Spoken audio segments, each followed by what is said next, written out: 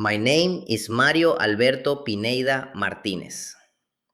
Before we dive into this story, I ask you from the bottom of my heart, if you made it here, please stay with me until the end. This is my real life, full of dreams, struggles, victories on the pitch, and an ending no one saw coming. If it moves you, like the video right now. It helps the channel grow and carry these stories to more people. Subscribe, turn on notifications so you don't miss the next stories, and comment below what you think you would have done in my place. Thank you for being here. Let's begin. I was born on July 6, 1992, in Santo Domingo de los Achilas, a city in northwestern Ecuador, known as the capital of bananas and the Colorados, named after the Sachila indigenous tradition of painting their hair red with achiote seeds. Santo Domingo is hot and humid, surrounded by banana plantations, tall palm trees, crowded markets full of tropical fruits like mangoes, guavas, passion fruit, papayas, and hard-working people, indigenous, Afro-Ecuadorian, and mestizo. My childhood was humble, like that of so many Ecuadorian boys of my generation. I grew up in a simple neighborhood, with dirt roads that turned into mud during the rainy season, unfinished concrete houses, and zinc roofs that rattled loudly when heavy rain fell at night. My father worked hard, sometimes in banana plantations, cutting heavy bunches under the scorching sun. Other times as a truck driver, hauling loads to Guayaquil or Quito, returning exhausted after days on the road, hands calloused, body worn down by fatigue. My mother took care of the house and of us, her children. We were several siblings, me in the middle, always helping with chores, carrying water from the well, sweeping the yard, helping cook.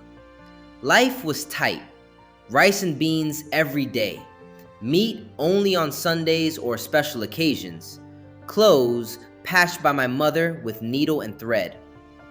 But there was joy in the little things.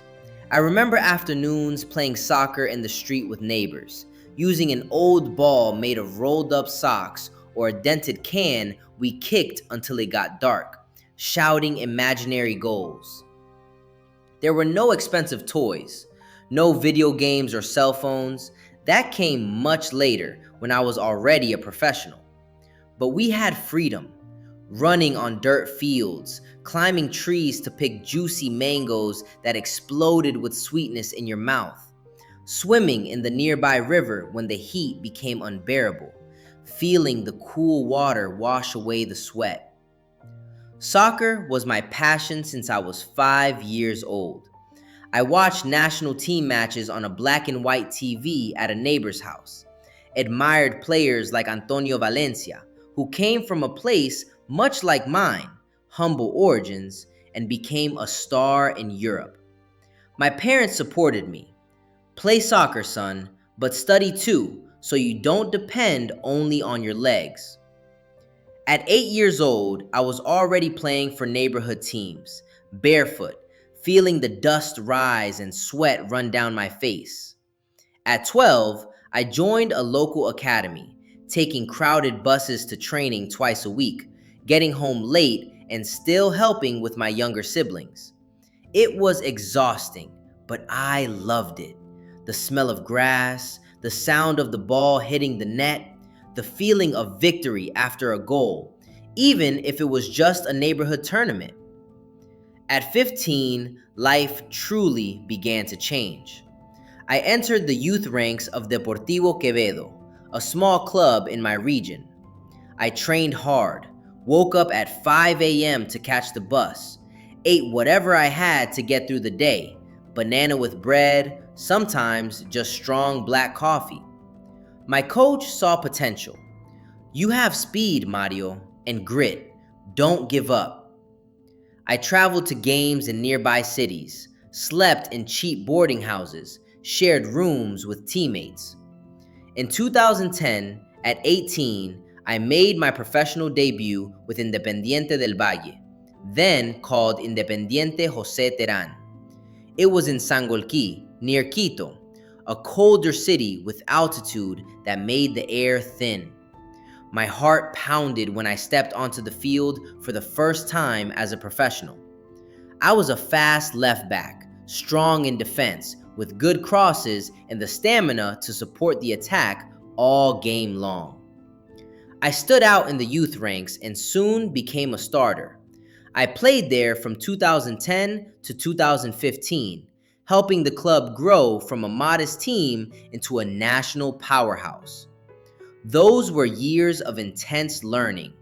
Long bus trips on rough Ecuadorian roads through mountains and valleys, matches in small stadiums with passionate fans who sang non-stop, modest salaries that barely allowed me to send money home to my family in Santo Domingo. But I loved it. The smell of freshly cut grass, the roar of the crowd when I won a decisive tackle, the satisfaction after a hard-fought result, even a draw away against a strong rival. I learned to be a true professional. Take care of my body with a simple diet, rice, chicken, bananas for energy. Avoid nightlife, focus on the team. Independiente was my school. That's where I learned to defend with everything I had, to deliver precise crosses, to never give up, even when we were down 2-0 and came back with pure grit. I made lifelong friends, like Purvis Estupinian, who later went to Europe. We shared rooms during camps, told stories about our childhoods, dreamed of the national team, of titles, of giving our families a better life. In 2014 came my first call-up to the Ecuadorian national team. At 22, I played in World Cup qualifiers. Representing Ecuador was a dream come true. Wearing the yellow jersey, hearing the national anthem with my hand over my heart, feeling the pride of the country on my shoulders. I played 9 matches for the national team between 2014 and 2021, including the 2015 and 2021 Copa America. I was a substitute in a match against Brazil, came on in the second half, and helped hold a partial draw. I wasn't an undisputed starter like Valencia or Caicedo, but I contributed with my speed and grit whenever I played. Facing giants like Brazil, Argentina, and Uruguay showed me the world level. The pressure of hostile crowds, refined technique, intensity that left your body aching the next day. I remember a match in Quito, altitude on our side, the crowd chanting, "Ecuador, Ecuador," non-stop. It was electrifying, nerves turning into extra strength in my legs. Coming home with a national team bag was a source of pride for my family. My parents and siblings watched on TV, cried with emotion, told the neighbors, "Look, Mario is on the national team." That was the peak. A boy from Santo Domingo representing 17 million Ecuadorians. In January 2016, I transferred to Barcelona SC of Guayaquil, the Ídolo del Astillero, one of the biggest clubs in Ecuador. It was the height of my career. I quickly became the starting left back. The yellow-clad fans embraced me, and I felt at home in Guayaquil, a hot port city, full of life, with the smell of the sea and constant street noise. In 2016, we won the Ecuadorian Championship, the club's first title in 14 years. An indescribable joy. Parade through the streets of Guayaquil, fans singing, me lifting the trophy in a packed Monumental Stadium with 60,000 people chanting my name. In 2017, we reached the Copa Libertadores semifinals, the club's best campaign ever at the time. I played every match, defending against teams like Palmeiras and Gremio, running non-stop for 90 minutes, drenched in sweat. In 2020, Another national title in the middle of the pandemic. Empty stadiums, but a sweet victory dedicated to doctors and nurses. And in 2021, another Libertadores semifinal, eliminated by Flamengo, but proud of how far we went. With Barcelona, I played over 224 matches in my first spell. Few goals, I was a pure defender, but many assists and decisive tackles. Fans nicknamed me Pitbull for my determination. I bit into the ball and never let go. Life at Barcelona wasn't just glamour, grueling training sessions under Guayaquil's intense sun, injuries that sidelined me for weeks. I twisted my ankle in 2018 and spent 2 months out, suffering to regain form, and immense pressure when we lost the Clásico against Emelec, a derby that split the city in yellow and blue. But I loved the club, the packed Monumental, the heat of the fans, the Ecuadorian passion for soccer that makes your heart beat faster. In December 2021 came an opportunity abroad, a one-year loan to Fluminense in Brazil. Announced on December 28th, I arrived in Rio de Janeiro full of hope.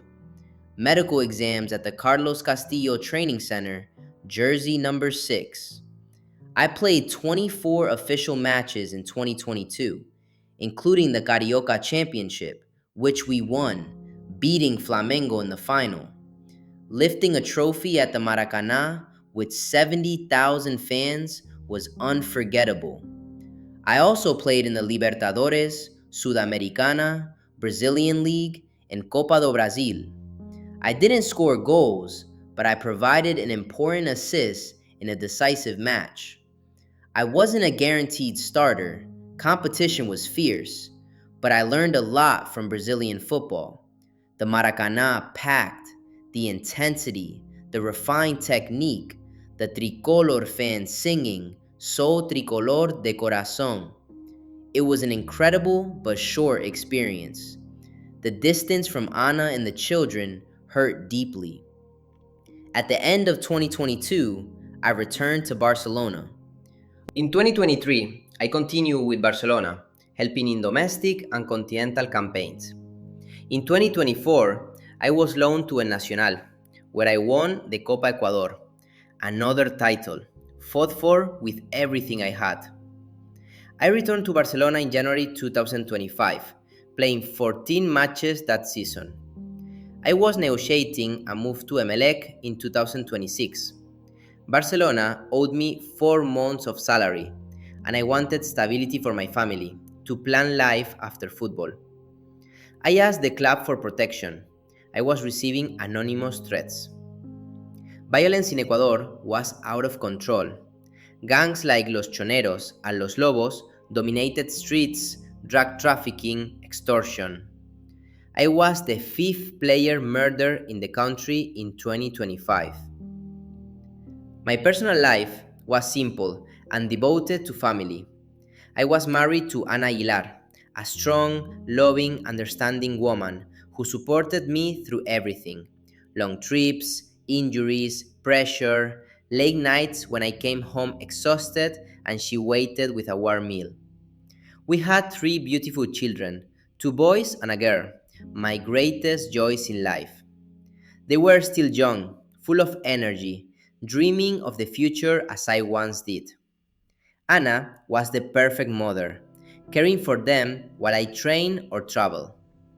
Our home in Guayaquil was cozy, a small backyard with a grill, weekends with barbecues, playing with the kids at a nearby park, visits to Santo Domingo so they could know their roots, eat fresh fruit from the trees.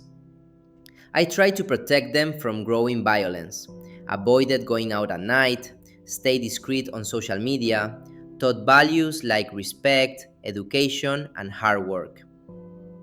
My children were my world. I lived to give them a better life than the poverty of my childhood. Anna used to tell me, "You are the best father, Mario." I believed her. I planned to retire early, open a soccer academy in my hometown, watch my children grow, travel with Anna to the beaches of Esmeraldas, build a bigger house with a garden where the kids could play safely. We dream of peace after years of struggle. But fate was cruel. On December 17, 2025, a regular Wednesday, I was in the Samanes 4 neighborhood in Guayaquil, in front of a small butcher shop. I was buying meat for Christmas. I wanted to make a big barbecue for the family. I was with Giselle Fernandez, a Peruvian friend, and my mother, who was visiting. Two men on a motorcycle approach. Gunshots. Multiple shots, fast and cold. Giselle and I died on the spot. My mother was injured in the head but survived after hospital treatment. I was only 33 years old. I left Anna a widow, my three children fatherless, my mother shattered, my family destroyed in an instant. The crime was premeditated. I had received threats for months and asked the club for protection. Barcelona's president, Antonio Alvarez, publicly revealed days earlier that a player, me, had requested special security. Police are investigating and arrested a suspect, but Ecuador is living a silent war. Gangs like Los Choneros, Los Lobos, and Tiguerones fight for territory, control ports, extort public figures like soccer players. I was the fifth player murdered in Ecuador in 2025. Before me, others fell for similar reasons: deaths, refusal to pay extortion, or simply being easy targets. Guayaquil is the epicenter. Over 1,000 homicides per year, streets ruled by fear, families destroyed. If this story touched you, I ask once more.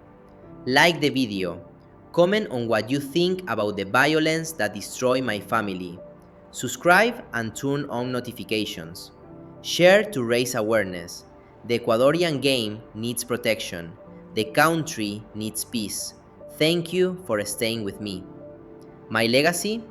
I was a warrior on the pitch, a pit bull who never let go. Independiente, Barcelona, El Nacional, Fluminense, the national team. Over 400 matches, national titles, Libertadores semifinals, a Carioca title in Brazil. I left my mark as a dedicated, humble fullback who came from the youth system and reached the top. Off the field, a loving father and faithful husband. Barcelona issued a statement and plans a tribute at the Monumental. Fluminense remembered our Carioca title. The next team may honor me. My death shook the football world. Former teammates cried. Fans held moments of silence. Ecuador must change. Violence has destroyed too many lives, including mine. My children will gibber of without a father, Anna without of authors. I only hope my story serves as a warning for the protection of athletes and the fight against organized crime. Thank you for staying until the end of Leave Comment, subscribe, turn on notifications. A grab from beyond.